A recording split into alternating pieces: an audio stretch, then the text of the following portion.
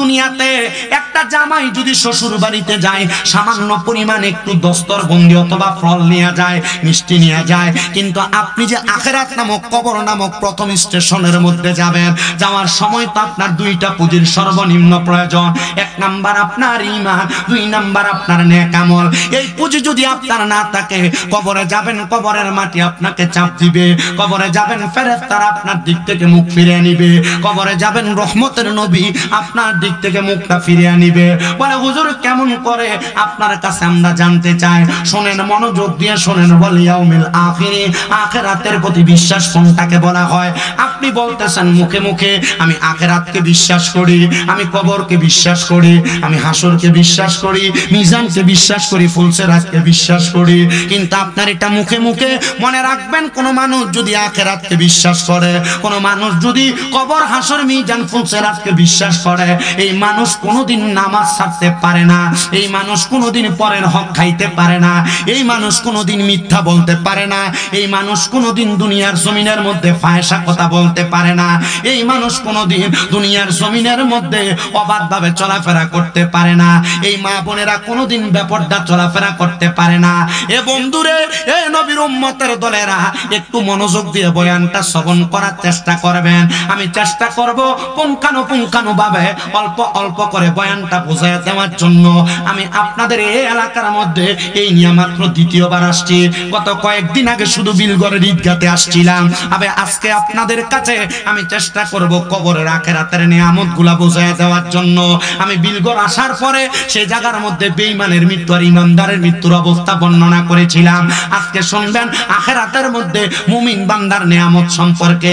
হে মুসলমান, এ নবীর উম্মতের দলেরা, দুনিয়ার জমিনের মধ্যে যদি আপনি আখিরাতের প্রতি ঈমানটা তাজা রাখেন, তাহলে আপনি দুনিয়াতে যখন কোনো ইবাদত করবেন, ইবাদতের মধ্যে মজা পাইবেন। কিন্তু আপনি তো ইবাদত করেন, ইবাদতের মধ্যে কোনো মজা পান না।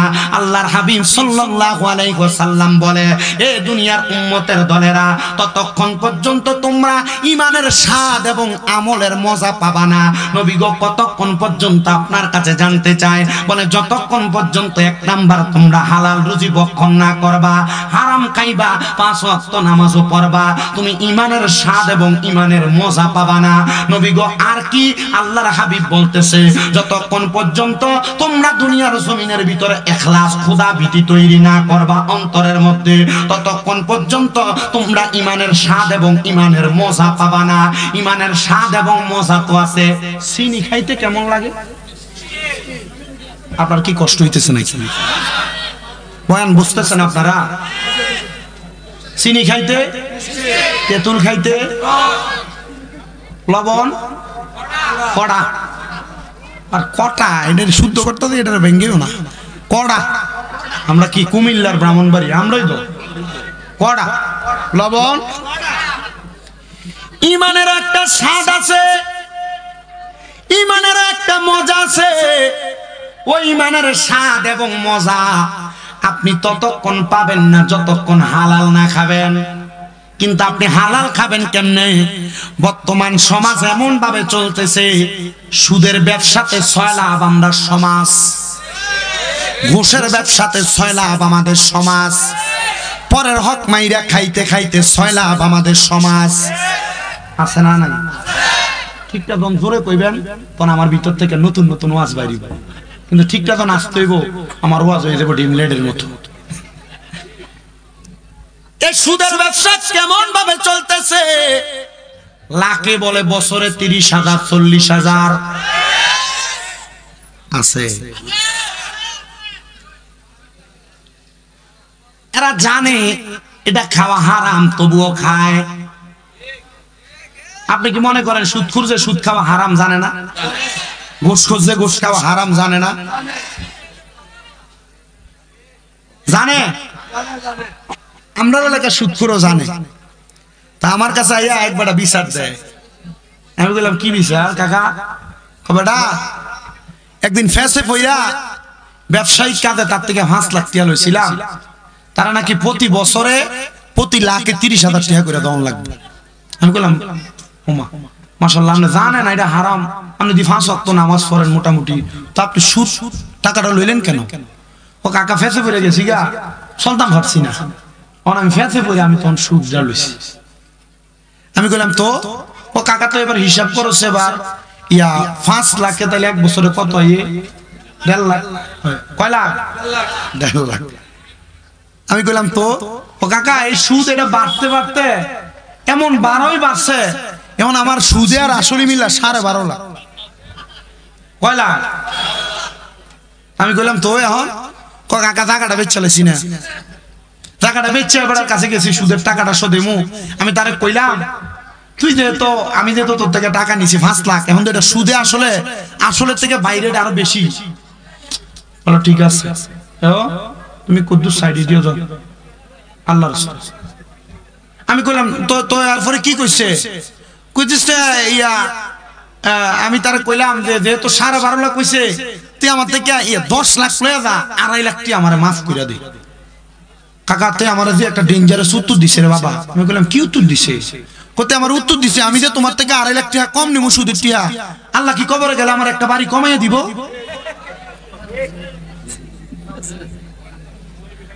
তার মানে জানে এই সুদের কারণে এর কবরে ফিরাইবো, এই সুদের কারণে এর কবরে ফিরাইবো জানে, জানার পরেও সুদ খায়। আমি কইলাম তো এরপরে না কাকা পুরাটাই তো দন লাগছে, পরে 5,000 টাকা কম নিছে।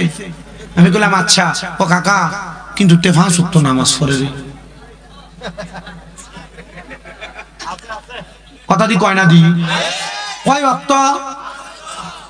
আমরা এলাকাতে কিন্তু আছে, এমন কোন এলাকা বাংলাদেশে আমার মনে হয় না বাদ আছে, তবে হয়তো কিছু কিছু এলাকা কোন রকম ঠিক আছে আর কি। নবীজি বলছেন উম্মত কিয়ামতের পূর্বে আমার উম্মতের মধ্যে একটা উম্মত বাদ থাকবে না যারা এই হারামের সাথে সংযুক্ত না, এই সুদের সাথে সংযুক্ত না। নবীজি কেন? তো মুমিনরা কি করবে? রাসূল বলেন তারা যদি সুদ নাও খায়, তারা যখন রাস্তা দিয়ে হাঁটবে এই হারামখোরদের গায়ের বাতাস আমার মুমিন বান্দাদের মুমিন উম্মতদের গায়ে লাগবে। কথা কয় না দুই? দেখেন আমরা এলাকার সুদের সিস্টেমটা কি, কেউ যদি সুদ খায় তারটা তার মতো, কেউ সুদ দেয় তারটা তার মতো, কিন্তু যে লোকটা আমরা এলাকার শিক্ষিত তার কাছে স্ট্যান্ডটা লয়ে যা বাতিজা ওই সিগনেচারটা একটু কোন দিয়ে একটু লিখে দছে। মনে রাখেন যে সুদের কারবারের জিনিসটা একটু লেহালেহি করে তার ঠিকানা একবার সুদ খাইলে যে গুনাহ, তাহলে লিখে দিলে গুনাহটা কি একই না কম? বাড়ি কি একটা কম দিব? ফিডা আযাবুন শাদীদ, যন্ত্রণাদায়ক শাস্তি। আবার দেখবেন অনেকে সুদ খায়ও না, দেয়ও না, লেহেও না, এলাকার সর্দার মাতাব্বরি করে মোটামুটি কাকা আমি তো তার থেকে 5 লাখ টাকা লইতাম, আর তে কইছে আমনে যদি লয়ে যা সাক্ষী বানা তাহলে তে আমারে দিব। কাকা একটু সাক্ষী হন না, আল্লাহর নবীকে এই যে শাহেদ, এই যে সাক্ষী হয়ে গেল সুদের টাকার, এই যে একটা সিগনেচার দিয়ে দিলেন আপনি।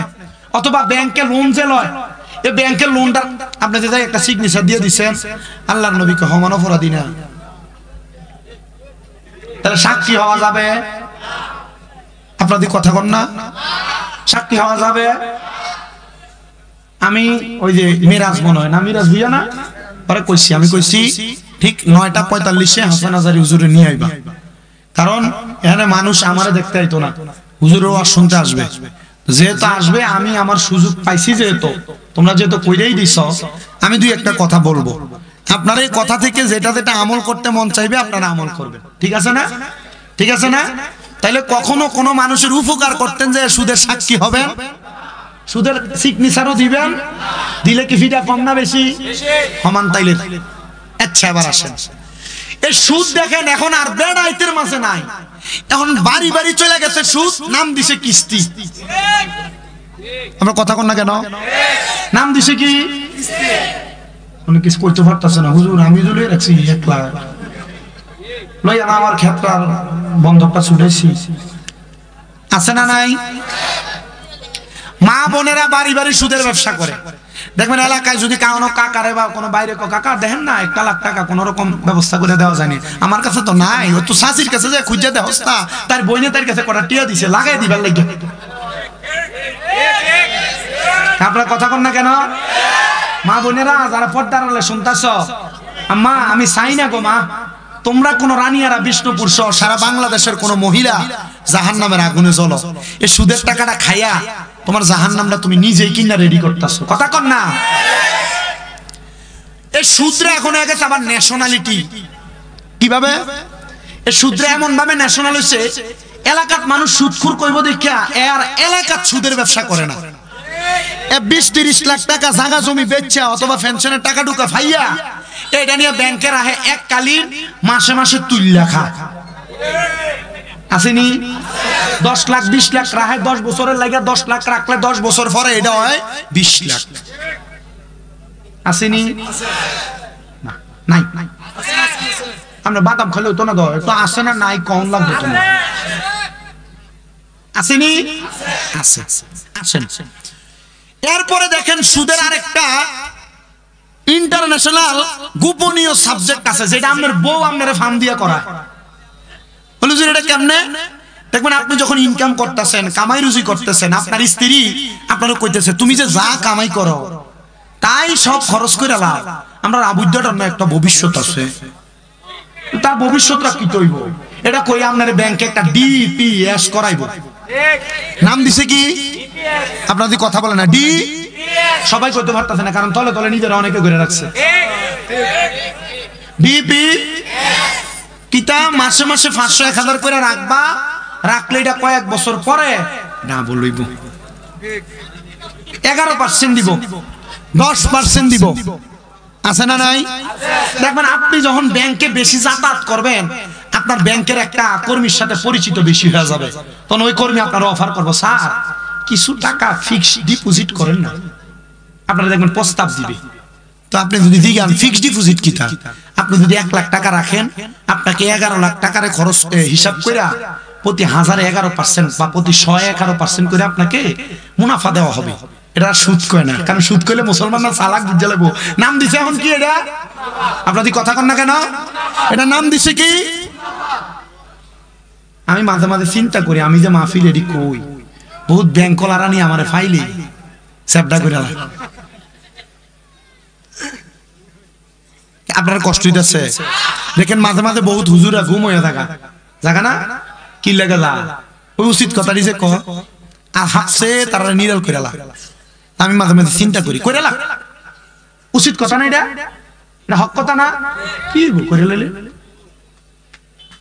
আল্লাহ আমারে বোঝার তৌফিক দান করুন। আস্তে কইছেন আমিন, আরো জোরে কোন আমিন। এ মুসলমান, এই ডিপিএস নামক হারাম টাকা তোমার আবুদ্দারে মানুষ করবার লাগে, তোমার ফোলা মাইয়ারে মানুষ করবার লাগা, তুমি যে টাকাটা হারাম টাকাটা লাগাইলা, এই টাকা দিয়া সন্তান মানুষ করবা, আবার এই সন্তান তোমারে বুড়া হওয়ার পর তোমারে চালাইবো। এই কথা চিন্তা করো, তোমার মনের ভিতরে একটা গোলাপ ফুল চিন্তা করার মতো। বলে হুজুর কেন?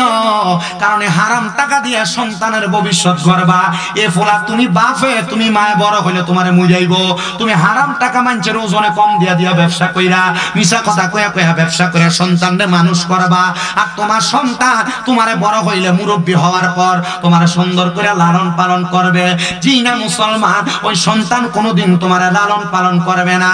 এজন্য সবার কাছে আমার আবদার, ওই আখিরাতের কথা চিন্তা করে এমন হারাম দিকটাকে আপনারা বর্জন করবেন। প্রয়োজনে রিকশা চালানো যাবে, অসুবিধা নাই। খেতে খামারে কাজ করা যাবে, অসুবিধা নাই। প্রয়োজনে দুনিয়াতে ছোট্ট একটা টং দিয়া কান দিয়া বসবেন, মাত্র 100-150 টাকা ইনকাম করবেন, অসুবিধা নাই। তবু ওই অল্প খাবার দিয়া আল্লাহ তাআলার দরবারে শুকরিয়া আদায় করবেন। ওই যে প্রথম বলছিলাম, শুকরিয়া আদায় করলে নিয়ামত বাড়ায়া দেয় আমার।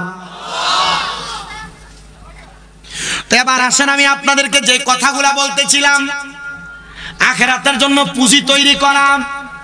এ বাবা পুঁজি কোনটা? তাইলে ঈমানের দৌলতের ধনির কথা বললাম, তো আখিরাত যে জিনিসটা স্মরণ করাইলাম, ওই আখিরাতের পুঁজি হইল আপনার নেক আমল। এই নেক আমল যার সুন্দর, অন্ধকার কবরে গেলে তার কবর সুন্দর, বড় পরিষ্কার, ওই কবরটা বড় মায়াবী, বড় পরিষ্কার। বলে কেমন মায়াবী? রহমতের ফেরেশতারা আপনার সাথে আহলান ওয়া সাহালান মারহাবান মারহাবান দুয়ুফুল্লাহ দুয়ুফুর রহমান বলে বলে কবরে স্বাগতম জানাবে। কি বলে স্বাগতম জানাবে? আল্লাহর মেহমান বলে বলে স্বাগতম জানাবে। কিন্তু যখন আপনি দুনিয়াতে বদ কাজ করে কবরে যাবেন, রাসূল সাল্লাল্লাহু আলাইহি ওয়াসাল্লাম বলছেন এই বান্দার রুহু যখন আজরাইল কবজ করে নিবে, নেওয়ার পরে বান্দা আজরাইলকে বলবে যে কি বলবে, যে আজরাইল তুমি আমার এত তাড়াতাড়ি কোথায় নিয়ে যাচ্ছ? বলে তোমার মূল ঠিকানায়। তখন এই বান্দার রুহু নফস উত্তর দিবে, আরে তুমি যদি জানতা আল্লাহ আমার জন্য কত যন্ত্রণাদায়ক শাস্তি রেডি করে রাখছে, তাহলে তুমি আমার এত তাড়াতাড়ি নিয়ে যাইতা না। আর মুমিন বান্দা যখন মারা যাবে, মুমিন বান্দার রুহু কথা বলবে, আজরাইল এত আস্তে কেন নিয়ে যাও কেন? আর তুমি যদি জানতা আল্লাহ তাআলা আমার জন্য কি নিয়ামত রেডি করে রাখছে, তাহলে তুমি আমাকে আরো তাড়াতাড়ি নিয়ে যাইতা। জোরে পড়বেন না সুবহানাল্লাহ। আমরা তো মুমিন হইয়া মরতে চাই। এই কবরের মধ্যে যাওয়ার পর আমাদের যে নিয়ামত পাবো, ওই নিয়ামত নেওয়ার জন্য আমাদের কি 5 ওয়াক্ত নামাজের দরকার নাই? ভালো ভালো কাজগুলা করার দরকার নাই? মিথ্যা পরিহার করার দরকার নাই? ফাহিশা কথা বলা ত্যাগ করার দরকার নাই? আপনার জীবন চলার পথে এই সাময়িক বিষয়গুলো তো আপনি ঠিক করবেন আগে। আল্লাহ তাআলা আমাদেরকে বোঝার তৌফিক দান করুন। জোরে পড়েন আমিন। ওয়াল ইয়াউমিল আখিরের পরে ওয়াল কদরি খায়রিহি ওয়া শাররিহি, আপনার তকদিরের ভালো এবং মন্দের প্রতি বিশ্বাস করা। বলে তকদিরের ভালো এবং মন্দের প্রতি বিশ্বাস করা কেমন? এই যে আপনি টেনশন করেন আল্লাহ তারা 10 তলা বিল্ডিং দিল আমারে দিল না, এটা বাজে চিন্তা। আল্লাহ তারা দামি গাড়ি দিল আমারে দিল না, এটা বাজে চিন্তা। আল্লাহ তারা টাকা পয়সা ইনকামে বরকত দিয়ে আল্লাহ আমারে দিল না, এটা বাজে চিন্তা। অনেক মহিলাদেরকে দেখা যায় তাদের স্বামীর ইনকাম কম হইলে তারা অন্য ঘরের লোকদের সাথে তুলনা প্রদান করে। তোমার বয়সী একটা বেটা কত টাকা কামাই করে, তুমি এমন বাদাইমা কি লাগা? তুমি কি বেশি করে কামাই করতে পারো না? আমি বলবো মা, এটা যদি বলেন, এটা যদি আপনার মনে নিয়ত থাকে, মনে রাখবেন আপনার ইমানের মধ্যে বড় দুর্বলতা। আপনি আপনার তাকদীরের প্রতি বিশ্বাস রাখেন নাই। আপনার আল্লাহ তাআলা আপনাকে যে অবস্থায় রাখছেন, আপনি যদি বলতেন শুকরিয়া গো আল্লাহ, আপনি আমারে যেমন ভাবে রেখেছেন আলহামদুলিল্লাহ, দেখতেন আমার আল্লাহ তাআলা আপনার নিয়ামত বাড়িয়ে দিত। খারাপ ভাবে আপনি যদি বলতেন আলহামদুলিল্লাহ, দেখতেন আমার আল্লাহ তাআলা আপনার নিয়ামত বাড়িয়ে দিত। কিন্তু আপনি তাকদীরের ভালো এবং মন্দের প্রতি বিশ্বাস করেন নাই। আপনি শুধু মনে মনে চিন্তা করেছেন, না না না, আল্লাহ আমারে এটা দেয় নাই, আল্লাহ আমারে সেইটা দেয় নাই, আল্লাহ আমারে এমন রাখছেন, আল্লাহ আমারে তেমন করে রাখছেন। এজন্য আপনাদের সবার কাছে আমার আবদার রে বাবারা, দুনিয়াতে যা করেন না কেন তাকদীরের ভালো এবং মন্দের প্রতি বিশ্বাসটা ঠিক ঠিক ভাবে রাখবেন। আর হইল ওয়াল ইয়াউমিল আখির ওয়াল কদরি খায়রিহি ওয়া শাররিহি মিনাল্লাহি তাআলা ওয়াল বাসি বাদাল মাউত। আমার আল্লাহ তাআলা আমাদের ইন্তেকালের পরে যখন আমারে দাফন করা হবে, আমাকে যখন দাফন করা হবে, দাফন করার পর যখন আমরা কবরে শুয়ে যাব, ওই কবরের মধ্যে শোয়ার পর একটা সময় হাসরের ময়দান আল্লাহ তাআলা সবাইকে একত্রিত করবেন। ওই সময় বান্দাদেরকে উত্তোলন করা হবে ওয়াল বাসি বাদাল মাউত, মৃত্যুবরণ করার পর উত্তোলন করা হবে। কেন করা হবে? দুনিয়াতে আপনি কেমন কর্মকাণ্ড করেছেন সব কথাগুলো হাসরের ময়দানে ওপেন করে দেওয়া হবে। দুনিয়াতে আপনি খারাপ কাজ করেছেন, খারাপ কর্মকাণ্ডগুলো হাসরের ময়দানে ওপেন করা হবে। ভালো কাজ করেছেন, ভালো কর্মকাণ্ডগুলো হাসরের ময়দানে ওপেন করা হবে। তখন আপনি আপনার সন্তানের সামনে, বন্ধু বান্ধবের সামনে, আত্মীয় স্বজনের সামনে আপনার মাথাটা গর্দানটা নিচা হয়ে যাবে। কেন রে মুসলমান, কেন নিচা হবে? একবার কি তুমি চিন্তা করেছো? কারণ দুনিয়াতে তুমি লুকিয়ে লুকিয়ে গুনাহ করেছো, গোপনে গোপনে গুনাহ করেছো। তোমার গুনার খবর তোমার মা জানে না, গুনার খবর বাবা জানে না, সন্তান সন্ততি আত্মীয় স্বজন জানে না। তখন তোমাকে দেখবে তুমি দুনিয়াতে উপর দিয়ে খুব সুন্দর ছিলা, পরিপাটি ছিলা, কিন্তু তোমার গোপনে গোপনে গোপনীয় গুনার কোনো অভাব নাই। তখন ওই গুনাহগুলা পুরা হাসরের ময়দানবাসীর সামনে ওপেন করে দেয়া হবে। আর বান্দা তুমি লজ্জিত হবে, লজ্জিত হবে, লজ্জিত হবে। এই জন্য আপনারা এখন থেকে সময় আছে, তওবা করেন, তওবা করেন, তওবা করেন, যে আল্লাহ জীবনে অনেক গুনাহ করলাম, আমার গুনার কাছ থেকে আমি তোমার কাছে মার্জনা কামনা করি। আল্লাহ তুমি যদি মাফ না করো, আমরা জীবনে ইন্তেকালে শান্তি পাবো না, কবরে শান্তি পাবো না, হাসরে শান্তি পাবো না, মিজানে শান্তি পাবো না, পুনসেরাতে শান্তি পাবো না, দুনিয়া থেকে কবরে যাওয়ার আগ পর্যন্ত কোনো জায়গায় শান্তি পাবো না। এ বাবা, শান্তি কেমনে পাবেন? আপনার আমল নামাটার মধ্যে আপনি তাকায় দেখেন, আপনি এমন কোনো আমল করেন নাই যে আমলের কারণে মরণের মধ্যে আপনি শান্তি পাবেন। সাকরাতুল মউতের বিছানাটা বড় ভয়ঙ্কর। ওই সময় বান্দা যখন আজরাইলের ভয়ঙ্কর চেহারা দেখে, বান্দা তো ভয়ে বিছানার মধ্যে প্রস্রাব পায়খানা করে দেয়। আজরাইলের ভয়ঙ্কর চেহারা চেহারা দেখে বান্দা জিহ্বার মধ্যে কামড় দিয়ে দেয়, আজরাইলের ভয়ঙ্কর চেহারা দেখে বান্দার চোখগুলা উল্টে যায়, আজরাইলের ভয়ঙ্কর চেহারা দেখে বান্দার রগগুলা টাস টাস করে ছিঁড়ে যায়। হায়রে মুসলমান, এমন অবস্থা যদি তোমার মরার পরে হয় তাইলে তুমি কেমনে আল্লাহ তাআলার কাছে জবাব দিবা? এজন্য সবার কাছে বলবো, আজকে থেকে তওবা করেন, বলেন আল্লাহ আমি আর কোনোদিন গুনার দিকে আমার কদম বাড়াইবো না। আমার জীবনের কবিরা সগীরা সকল গুনাহ, জাহিরি বাতিনি সকল গুনাহ আল্লাহ তুমি গোপনে গোপনে মাফ করে দাও। মাফ করার পর থেকে আপনি দৈনিক শুধু মরার কথা বারবার স্মরণ করবেন। হাবিবে কিবরিয়া মুহাম্মাদুর রাসূলুল্লাহ সাল্লাল্লাহু আলাইহি ওয়াসাল্লাম নবী আমার বলে, উম্মতের দলেরা, দুনিয়ার জমিনের মধ্যে যেই ব্যক্তি দৈনিক 20 বার মরার কথা স্মরণ করবে, আমার আল্লাহ তাআলার ওই বান্দা যদি ওই দিন ইন্তেকাল করে, ওই ইন্তেকাল করার কারণে আল্লাহ তাআলা তাকে শহীদের মর্তবা প্রদান করবে। কাছে আব্দার তওবা করে করে আল্লাহর কাছে মৃত্যুর দিনগুলো গণেন, আর আমার আল্লাহ তাআলার ইবাদতে মশগুল হয়ে যান। আমার মরণের কত দিন বাকি আমি জানিলাম না গো আল্লাহ, মরণের কত দিন বাকি, আমার মরণের কত দিন বাকি আমি জানিলাম না গো আল্লাহ, মরণের কত দিন বাকি।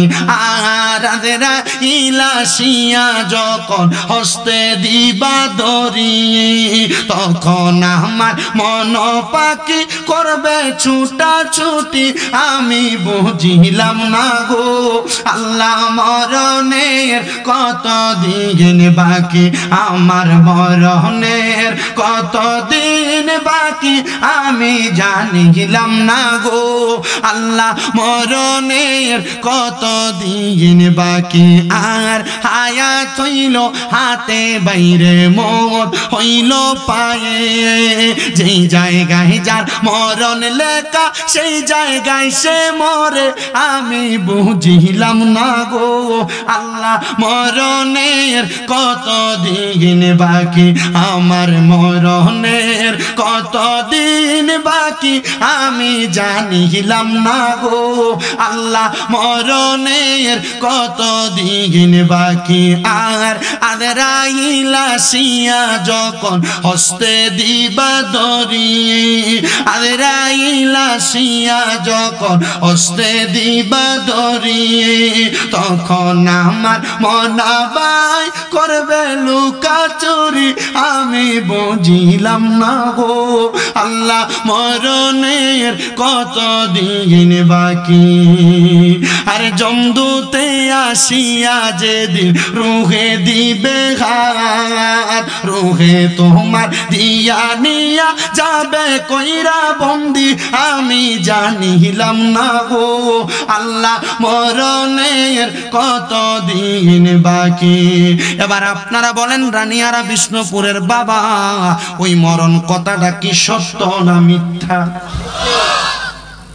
মরবেন? তাহলে মরার আগে সর্বশ্রেষ্ঠ যেই নিয়ামত, ওই নিয়ামত হলো তওবা। কি? আপনাদের কথা বলেন না। ওই নিয়ামতের নাম কি? আপনারা বললে বলবো, হুজুর নিয়ে আসবে। মাশাআল্লাহ, আপনারা এখন যেভাবে বসছেন আমার কাছে ভালো লাগতেছে, আপনাদের কাছে কথা বলে মজা লাগতেছে। কেন? অন্যান্য মাহফিলে দেখবেন একটু এলোমেলো থাকে, এখানে কথা বলে ওইখানে কথা বলে। আর বিশেষ করে আপনারা মোটামুটি দাড়িওয়ালা যারা আছেন, বয়স্ক মানুষ যারা আছেন, আপনাদেরকে দেখলে আরো বেশি ভালো লাগে। কারণ ওয়াজ সব জায়গায় করা যায়, কিন্তু এই ওয়াজের আমলে বাস্তবায়ন হবে কতটুক এটা বোঝা যায় না। তাহলে আপনার কাছে আমার আবদার থাকবে, আপনি মরার আগে কি করবেন? এটা কি কখন মরবেন গ্যারান্টি আছে? ঠিক এই জায়গাটার ভিতরে আপনি আমি বন্দী। এজন্য আপনাদের কাছে আমার আবদার, রাসূল পাক সাল্লাল্লাহু আলাইহি সাল্লাম হযরত ওসমান জি নূরাইন রাদিয়াল্লাহু তাআলা আনহুকে বলেন, ওসমান জি নূরাইন, যখন তুমি ঘুমাইতে যাইবা, ঘুমানোর আগে তুমি ওসমান জি নূরাইন 100টা ওট কুরবানি কইরা দিয়া তারপরে ঘুমাইবা। আপনারা জোরে বললেন সুবহানাল্লাহ। কয়শটা ওট? সাহাবী ওসমান জি নূরাইন রাসূলকে বড় ভালোবাসেন। ইয়া রাসূলুল্লাহ, আপনি যে বললেন 100টা ওট কুরবানি করে ঘুমাবো, নবীজি একদিন, 2 দিন, 3 দিন করলাম, তারপর 100টা ওট কোথা থেকে আসবে? রাসূল পাক সাল্লাল্লাহু আলাইহি সাল্লাম বলে, স্বাবলম্বী ব্যক্তি করবে। আর কেউ যদি না পারে, প্রত্যেকদিন ঘুমাইতে যাওয়ার আগে, প্রত্যেকদিন আস্তাগফিরুল্লাহ রব্বি মিন কুল্লি জামবি ওয়া তুবু ইলাইক লা হাওলা ওয়ালা কুওয়াতা ইল্লা বিল্লাহিল। এটা পয়রা যদি ঘুমায় 100টা উট কুরবানি করার সওয়াব আমলনামায় লিপিবদ্ধ। আমি আমার রানিয়ারা বিষ্ণুপুরের সকল বাবাদের কাছে আমি এই জন্য আবদারটা খাটায়া যাই। আমার বয়ানের প্রারম্ভিকার মধ্যে আমি বলেছিলাম আপনাদেরকে আল্লাহ তাআলা কেন আযাব গজব দেয় কারণগুলো আপনাদেরকে বইলা যাব। একটু মনোযোগ নিয়ে বসার চেষ্টা করেন। তওবার কথা শেষ করলাম, আর একটা সাওয়াবের কথা আমি আপনাদেরকে বলে দিয়ে গেলাম। এবার আসেন রাহমাতুল লিল আলামিন নবীর প্রখ্যাত হাদিস বিশারদ হযরতে আবি ইবনে আলী ইবনে আবি তালিব রাদিয়াল্লাহু তাআলা আনহু উনি ডাক দিয়া বলেন, এই জগতের মানুষের দলেরা তোমরা শোনো, রহমতের নবীজির জবান মোবারক আমাকে বলেছেন, নবীজি বলেছেন যখন দেখবা আমার উম্মতের মাঝে এই 15টা কাজ সংগঠিত হয়েছে তখন মনে করবা আল্লাহ তাআলা তাদেরকে আযাব গজব দিয়া পরীক্ষা করবে। এই যে করোনা ভাইরাস, এই যে পানির ঢল, এই যে বিভিন্ন জায়গায় বাড়িঘর পুড়ে যাওয়া, ঠাডা পইরা মানুষ মারা যাওয়া, এগুলা কিন্তু আল্লাহ নিজে দেয় না, এগুলা আমরা বান্দার হাতের কামাই, এগুলা আমরা বান্দার হাতের কামাই। নবী গো কেমন করে আপনার কাছে জানতে চায়? নবী বলে 1 নাম্বার, যখন দেখবা বাইতুল মালের সম্পদ, এই বাইতুল মালের সম্পদ যুদ্ধলব্ধ সম্পদগুলা মানুষ নিজের মনে করে ব্যবহার করে, তখনই মনে করবা আযাব গজব তোমাদের কাছে আসতেছে। 2 নাম্বার, যখন দেখবা দুনিয়ার জমিনের মধ্যে আমানতের মালকে মানুষ নিজের মনে করে ব্যক্তিগত সম্পদ মনে করে ব্যবহার করে, ওই তখনই মনে করবা আযাব গজব তোমাদেরকে আক্রমণ করতেছে। ও মুসলমান, দুনিয়ার জমিনে আপনি কাকে বিশ্বাস করবেন? 1000 টাকা দিলেন তার কাছে রাখার জন্য, আপনি গুরান দিয়া আসার পরে 1000 টাকার নোট পাবেন না, দেখবেন এটা 500 টাকার নোট হয়ে গেছে 2টা। তার মানে বোঝা যায় ওই আমানত যেমন দিয়েছে এমন ফেরত দেওয়া হয় নাই। তবে আমি আপনাদের সবার কাছে বলবো, আমানত যখন ব্যক্তিগত মাল মনে করবে তখনই দেখবেন দুনিয়ার জমিনের মধ্যে মানুষ গুড়ার কাছে আযাব গজব আসতেছে। 3 নাম্বার, স্বামী স্ত্রীর বাধ্য হয়ে যাবে, যখন দেখবা স্বামী স্ত্রীর বাধ্য হয়ে গেছে তখনই মনে করবা আযাব গজব তোমাদেরকে পাকড়ে ধরতেছে। তাকে দেখবে সমাজের মধ্যে স্বামী স্ত্রীর বাধ্য, এটা স্বাভাবিক। বর্তমান সমাজে পুরুষ মানুষ ঘরে কথাই বলতে পারে না, বেডি সর্দার। কি আপনারা কথা বলেন না কেন? জামাই যদি কোনো কথা বলে, এই ফলা এটা কর, এই তুমি চুপ করো, তুমি চুপ করছো, চুপ করো, তোমার কিসের কথা? এই ফলা যা, বেডি কথা বলে, তখন স্বামী স্ত্রীর বাধ্য হয়ে যায়। রাসূল বলেছেন যখন দেখবা পরিবারের মধ্যে সমাজের মধ্যে স্বামীটা স্ত্রীর বাধ্য হয়ে চলতেছে তখনই মনে করবা কিয়ামত এবং গজব আযাব তোমাদেরকে পাকড়ে ধরবে। এ মহিলারা, আপনারা যারা পর্দার অন্তরাল থেকে দেখবেন অনেক মা বোনদের স্তন ক্যান্সার হয়, অনেক মা বোনদের দেখবেন পিত্তে পাথর হয়, অনাকাঙ্ক্ষিত কিছু রোগ দেখা দেয়। এগুলা কেন হয় জানেন? এই কোনো না কোনো এমন একটা আলামত তার মাঝে বহিঃপ্রকাশ পায়। এজন্য আমি আমার মা বোনদেরকে বলবো, যদি আপনি আল্লাহ তাআলার আযাব গজব কঠিন যন্ত্রণা থেকে বাঁচতে চান, আপনারা 1 নাম্বার স্বামীর বাধ্যগত থাকেন। কিসের বাধ্যগত? স্বামীর বাধ্যগত। আর যদি স্বামী স্ত্রীর বাধ্যগত হওয়া লাগে তাহলে মনে রাখবেন এই সংসারে অশান্তি আযাব গজব আসবে। কিন্তু ফলাফল তো এখন আর বাধ্যগত হওয়া না হওয়া বেশি বিষয় না। ওনারা বিবাহ করেছেন, স্ত্রীর বাধ্যগত থাকাই লাগে, কারণ সে বিয়া যখন করছে, বিয়া করার সময় মোহরানা করছিল 10 লাখ। যদি বউ ছাড়তে হয়, এ বউ ছাড়তে হলে 10 লাখ টাকা দিয়ে ছাড়তে হবে, তখন আর বউরে ধমক দিয়া কথা কয় না। আবার আমরা এই ধমক দিয়া কথা বলা বা বউকে শাসন করার পদ্ধতি মিস হয়ে গেছে। এটার কারণ হলো আপনি আপনার সন্তানকে বিয়ে দেন নাই, সন্তানকে বিয়ে করার নাই, বিয়ে দিচ্ছেন। আপনি কথা বুঝেন না কেন? কথা বুঝলে ঠিকের আওয়াজ হইতো। সন্তানকে আপনি বিয়ে করার নাই, বিয়ে দিচ্ছেন। কিভাবে দিচ্ছেন? আপনি যদি সন্তানকে বিয়া করাইতেন যৌতুক নিতেন না, বিয়া দিছেন বিদায় আপনি ফোলারে বিয়া করাই আনন্দের সময় একটা হুন্ডা টিয়ানছেন, বিদেশ যাওয়ার কন্ট্রাক্টটা করে আনছেন। এই কথা বলেন না কেন? ঠিক কি না? তখন কি আর এই ফুতের বউ আপনার কথা শুনবে আপনার মনে হয়? জি না। তখন আপনি শ্বশুরে তুই কইয়া রাখবো, তখন আপনার শাশুড়ি তার শাশুড়ির এসে বুড়ি কইয়া রাখবে। তখন এই পোলার মাথা তুলে কথা বলতে পারবে না। এই যে খাট, সুকিস, আলমারি, কি ড্রেসিং টেবিল, এগুলো আইনাতে ঘর পুরেছে, ফ্রিজ আইনাতে ঘর পুরেছেন, তখন আর আপনি এগুলো নিয়ে কথা বলতে পারবেন না। স্ত্রী তো কথার কথাই কইব, ওমা কি এত লম্বা কথা কেন, পুরাটা করে তোমার কি আছে, সব দিয়ে আমার বাপ দাদার সম্পদ, কথা বলেন না কেন? এই অবস্থার কারণে আপনি তখন আর বেডির কাছে বেডির বিয়ে করে আনেন না, আপনি বিয়েটির কাছে বিয়ে বইছেন। এই বিয়ে বওয়ার কারণে আপনি তার বাধ্যগত হয়ে থাকা লাগবে। আর রাসূল বলতেছে, যখন দেখবা স্বামীরা স্ত্রীর বাধ্যগত হয়ে চলতেছে, তখনই দেখবা আযাব গজব তোমাদেরকে পাকড়াও করতেছে। এটা 3 নাম্বার। 4 নাম্বার, সন্তান মায়ের অবাধ্য হবে। কার অবাধ্য? মায়ের অবাধ্য হবে। কেন মায়ের অবাধ্য কি কারণে হবে? যে মা বাবা সন্তানদেরকে কোনো আদেশ করেছেন, সন্তান এই আদেশের অমান্য, সন্তানকে কোনো বিষয়ে আদেশ করার পর সন্তান এটাকে পারবে না বলে অবাধ্য করে এটাকে ডিনাই করেছে, এটা হওয়া। 4 নাম্বার। 5 নাম্বার, দুনিয়ার জমিনের ভিতরে মানুষ সন্তানেরা তাদের বাবাকে অসম্মান করবে। রাসূল কেমন অসম্মান বলে? বাবাকে এমন অসম্মান করবে, এমন কোন কর্মকাণ্ড সংঘটিত হচ্ছে, বাবা তাকে পরামর্শ দিতে আসলে তুমি চুপ থাকো, তুমি বোঝো না, এটা বইলা বাবাকে চুপ করে রাখবে। এটা যখন দেখবা তখনই মনে করবা তোমাদেরকে আযাব গজব পাকড়াও করবে। 6 নাম্বার, সন্তান মা বাবার চাইতে বন্ধু বান্ধবকে বেশি গুরুত্ব দিবে। মা বাবার চাইতে বন্ধু বান্ধবকে বেশি গুরুত্ব দিবে। যখন দেখবে এমন অবস্থা, তখনই মনে করবা তোমাদেরকে আযাব গজব পাকড়াও করতেছে। 8 নাম্বার, আল্লাহ রাসূল বলছে, সমাজে নিকৃষ্ট নিকৃষ্ট ব্যক্তিদেরকে নেতা বানাইব। কথা কন না কেন?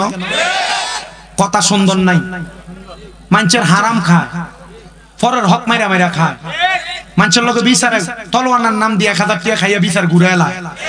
এই বদ ব্যক্তিগুলার সমাজের মানুষ নেতা বানাইব। আল্লাহ রাসূল বলছে, এগুলা যখন দেখবা সমাজে বদ নিকৃষ্ট লোকগুলা নেতা হইছে, তখনই মনে করবা তোমরা আযাব গজব ধরতাছে। আর আপনারা যে এই সমাজে যে নেতাতে বানান বদ লোকরারে, এটার প্রমাণ হলো আপনারা এই কাঁডের ফুল থেকে এই রাস্তাটা।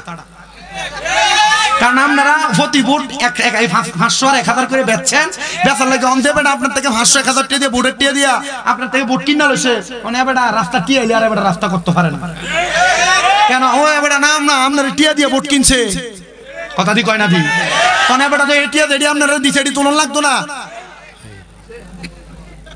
এই নিকৃষ্ট লোকরা নেতা বানানোর প্রতিদান পাইছেন তো? প্রতিদান এটা এমন বহুত আছে, কইতে গেলে বহুত হইব। আল্লাহ আপনারা বোঝার তৌফিক দান করুক। 9 নাম্বার, নবীজি বলছে, মানুষ কারোর অনিষ্টতা থেকে বাঁচার জন্য তার ডরে সালাম দিব। দেয় না? সামনে দিয়া আসসালামু আলাইকুম, পিছন দিয়া গেলে তার উপর খোদার গজব পুরুক। কয়নি? কয়নি? 15টা কারণ, 15টা কারণ। এই 15টা কারণ আপনি মিলিয়ে দেখবেন আমরা সমাজে দিয়ে অ্যাভেলেবল হইতাছে, হয় না? ডরে সালাম দেয়, এমন অবস্থা হয় কি হয় না? সাবধান, এই ব্যাপারে বড় সতর্ক থাকতে হবে। এ ব্যাপারে বড় সতর্ক। মন চাইলে সালাম দিবেন না। সে নিকৃষ্ট আপনি জানেন, সে অপকর্ম করে আপনি জানেন, সে খারাপ আপনি জানেন, আপনি তবুও তার সাথে সম্পর্ক বজায় রাখার জন্য, আপনার শক্তি বজায় রাখার জন্য আপনি একজন সন্ত্রাসী, একজন বাজে লোকের সাথে সম্পর্ক রাখবেন। রাসূল বলেছে, যারা সন্ত্রাসী, বাজে লোক, সমাজের মধ্যে নিকৃষ্ট কর্মকাণ্ড করে, তাদের সাথে যাদের সম্পর্ক, তারা আমাদের দলভুক্ত নয়। নবীর দলভুক্ত নয় যারা, তারা তো মুসলমানই না। কথা ঠিক আছে? এজন্য কিন্তু আপনি যে এই এলাকার গুন্ডা মাথা নেশা করতে লোক আপনার সম্পর্ক দেখবেন, নেশা করে একটারে যদি আপনি দমক দেন 10টা এ ধরে ঠিক না? আয় না ধরে কোনটা সেন্ডাল লোকে যখন লাগবেন, একটা লোকে লাগলে আপনার লেগে 10টাই বলে আড়ি লইয়া। এটার কারণ কি কন্ত? কারণ এরা সম্পর্ক খুব ভালো। আবার আপনি আপনার শক্তি বাড়ানোর লাগা এরার লগে যদি সম্পর্ক রাখেন, রাসূল বলেছে, কেউ যদি তার নিজের শক্তি বাড়ানোর জন্য কোন সন্ত্রাসী, কোন হারাম করে এদের সাথে সম্পর্ক রাখে, এরা আমাদের দলভুক্ত নয়। নবীর দলভুক্ত না হলে আপনি মুসলমান। যদি পাইতে চাও গো নবী, ধরতে হবে আল্লাহ দলে, পাইবা তুমি আল্লাহ ও নবী, মারহাবা আল্লাহ আল্লাহ। যদি পাইতে চাও গো নবী, তাইলে ধরো আল্লাহ দলে, পাইবা তুমি আল্লাহ ও নবী, মারহাবা আল্লাহ আল্লাহ। পাইতে চাইলে আল্লাহ দলে, নামাজ রোজা সবই করবি, পাইয়া যাইবে আল্লাহ পাকের নবী মক্কি মাদানী রাসূলুল্লাহ আমরার চোখের মনে মারহাবা আল্লাহ আল্লাহ হাবিবুল্লাহ আমরার চোখের মনে মক্কি মাদানী রাসূলুল্লাহ আমরার চোখের মনে মারহাবা আল্লাহ আল্লাহ আল্লাহ আল্লাহ জিকির করো জিকির করো জিকির করো মুমিন গণ জিকির করো মুমিন গণ জিকিরেতে মাওলা রাজি আর রাজি নবী গণ মারহাবা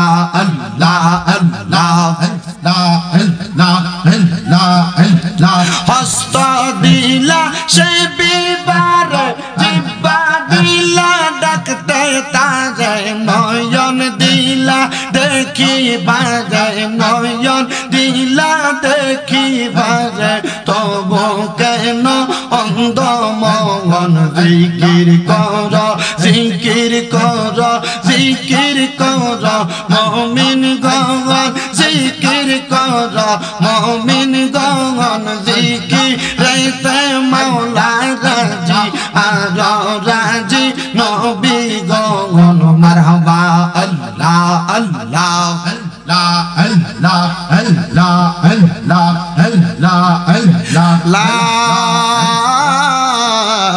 ইলাহা ইল্লাল্লাহু মুহাম্মাদুর রাসূলুল্লাহ সাল্লাল্লাহু আলাইহি ওয়াসাল্লাম আল্লাহুম্মা আমিন আল্লাহুম্মা আমিন আলহামদুলিল্লাহি রাব্বিল আলামিন আসসালাতু ওয়াসসালামু আলা রাসূলিহিল কারীম রব্বানা যালামনা আনফুসানা ওয়া ইল্লাম তাগফির লানা ওয়া তারহামনা লানাকুনান্না মিনাল খাসিরিন ইয়া ইলাহি রহম ফরমা মুস্তাফা की वास्ते खुले दे दरवाजाए रहमत गदा की वास्ते माबूदो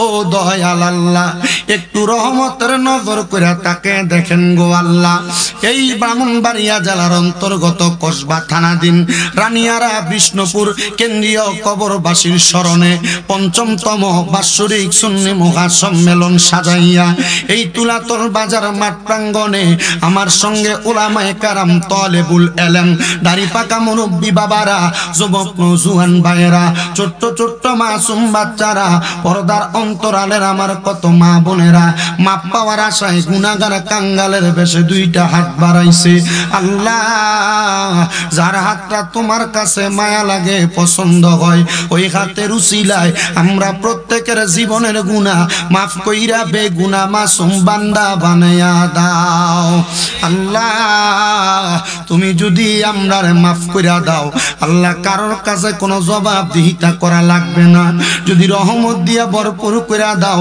আল্লাহ তোমার রহমতের কোনো কমতি হবে না তোমার রহমানুর রহিম নামের খাতিরে আমরার প্রত্যেকের জীবনের গুনাহ মাফ কইরা আমরারে বেগুনাহ মাসুম বান্দা হিসেবে কবুল আর মঞ্জুর কইরা নাও এরে আমার এই রানিয়ারা বিষ্ণুপুর এবং আশেপাশে এলাকার ভাই বাবারা কিরে ভাই মাইকের আওয়াজ তোমাদের কানে যায়নি রে ভাই মুনাজাত হইতেছে রে ভাই আমার আল্লাহর দরবারে আমিন আমিন কইরা দুইটা হাত বাড়াইয়া দেও রে ভাই আমরার বিশ্বাস আছে আমার আল্লাহ একটা হাতও খালি ফিরাইয়া দিবে না হে আমার এই এলাকার পর্দার অন্তরালের মা বোনেরা গো কি গো মা মাইকের আওয়াজ তোমাদের কানে যায়নি গো মা মুনাজাত হইতেছে গো মা তোমরা তো এই এলাকার নাইরি না গো মা একদিন আসছিলা লাল রঙের বেনারসি শাড়ি পইরা আর একদিন চলে যাইবা সাদা মার্কিন কাপড় পরিয়া তোমরার মতো কত মা বোনেরা জানি গো অন্ধকার কয়বরে মুর্দা লাশ শুয়া শুয়া রইছে আজকের মুনাজাত তারার নসিবে হইছে না আল্লাহ আজকের মুনাজাতের মধ্যে কে জানি হাত বাড়াইছে কার জানি জগতের মধ্যে বাবা নাই যেই বাবা রিকশা চালাইয়া মাটি কাইটা মাথার গাম পায়ে ফালাইয়া পরের বাড়িতে বদলার কাম কইরা সন্তানরা মানুষের মতো মানুষ করার জন্য আব্বা নিজের রক্তরে পানি বানাইছে। এমন আব্বা যাদের কবরে, আব্বার কবরটারে জান্নাতের বাগান বানাইয়া দাও দয়াল রে। ও আল্লাহ, কে জানি হাত বাড়াইছে, কার জানি জগতের মধ্যে মা নাই, যেই মা 10 মাস 10 দিন গর্ভে ধারণ কইরা সন্তানের প্রসব বেদনা সহ্য করতে মার বড় কষ্ট হইছে, যেই মা নিজে না খেয়ে সন্তানরে খাওয়াইছে। আজকে কোন সন্তান জানি এমন মারে কবরে শোয়া জান্নাতের বাগানে হাত বাড়াইছে। এমন মা দুঃখিনী যাদের অন্ধকার কবরে, আমার কবর জান্নাতের বাগান বানাইয়া দাও আল্লাহ। কে জানি হাত বাড়াইছে, কার জানি জগতের মধ্যে মাও নাই বাবাও নাই, জনমের এতিম হইয়া আজকের রানিয়ারা বিষ্ণুপুরের কেন্দ্রীয় কবরস্থানের সামনের জান্নাতের বাগানে হাত বাড়াই। এমন আম্মায় আব্বা যাদের কবরে আল্লাহ, আম্মায় আব্বার কবর জান্নাতের বাগান বানাইয়া দাও। কে জানি হাত বাড়াইছে আল্লাহ, মা বাবা দুনিয়াতে বেঁচে আছে কিন্তু সুস্থ, যাদের মা বাবা অসুস্থ পরিপূর্ণ সুস্থতার নিয়ামত দান করো। আম্মা আব্বার খেদমত করার তৌফিক দান করে দাও। আজকের জান্নাতের বাগান মাহফিলের মধ্যে যারা টাকা দিয়া, পয়সা দিয়া, শ্রম দিয়া, বুদ্ধি দিয়া, পরামর্শ দিয়া, মাইক দিয়া, লাইট দিয়া, প্যান্ডেল দিয়া, মিডিয়ার বাইরা সহ সম্মানিত শ্রোতা মণ্ডলী, পুরুষেরা, পর্দার অন্তরালের মা বোনেরা, আল্লাহ প্রত্যেকের তুমি কবুল আর মঞ্জুর করে নাও। এই মাহফিল কিয়ামত পর্যন্ত কবুল ও মঞ্জুর করে নাও রব্বুল আলামিন। আল্লাহ, এই মাহফিলের পাশেই গোরস্থান, এই গোরস্থানের প্রত্যেকটা গোরবাসীর কবরটারে নাজাতের ফয়সালা করে দাও আল্লাহ। প্রত্যেকের ব্যবসা বাণিজ্য, কাজে কর্মে, চাকরি বাকরি, পড়ালেখার মধ্যে বিদ্যা বুদ্ধি বাড়িয়ে দাও। অনেক প্রবাসী ভাইয়েরা বিদেশ থেকে দোয়া চায় আল্লাহ, আমার প্রবাসীদের খাস দোয়া তুমি কবুল ও মঞ্জুর করো। মরণ দিবা দুঃখ নাই, তবে বেঈমান বানাইয়া মরণ দিয়েন না। মরণের আগে আমার নূরের নবীর নূরানি চেহারা মুবারক দেখতে দেখতে আখিরি জবানে মধুর কালেমা পড়াইয়া দিয়েন, লা ইলাহা ইল্লাল্লাহ মুহাম্মাদুর রাসূলুল্লাহ সাল্লাল্লাহু আলাইহি ওয়াসাল্লাম। একটা জবানও বন্ধ রাখবেন না।